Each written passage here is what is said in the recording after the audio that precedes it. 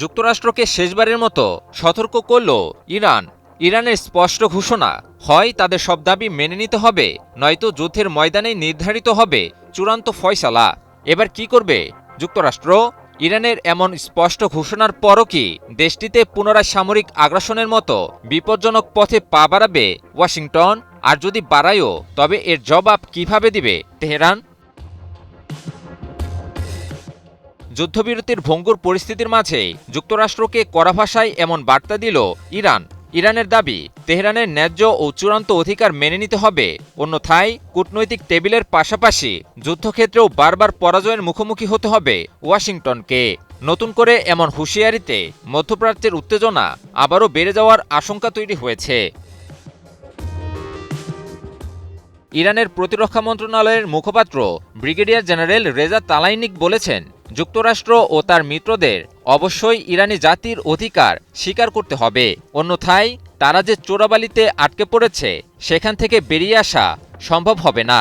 তার ভাষায়, কূটনীতিতে ইরানের ন্যায্য দাবি প্রত্যাখ্যান করা হলে সামরিক ময়দানে অতীতের পরাজয়ের পুনরাবৃত্তির জন্য প্রস্তুত থাকতে হবে শত্রুপক্ষকে।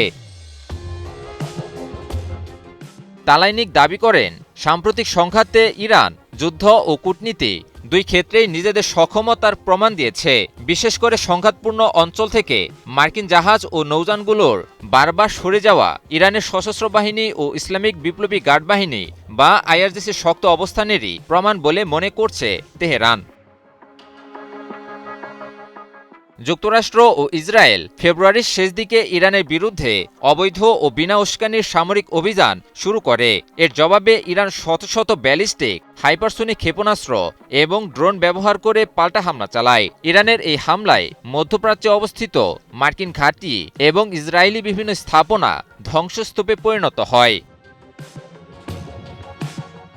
পরে পাকিস্তানের মধ্যস্থতায় বর্তমানে একটি যুদ্ধবিরতি কার্যকর থাকলেও উত্তেজনা পুরোপুরি কমেনি।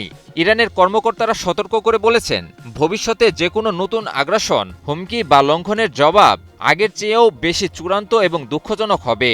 অর্থাৎ কূটনীতির পথ খোলা রাখলেও সামরিক প্রস্তুতিতে কোনো ছাড় দিতে রাজি নয় ইরান।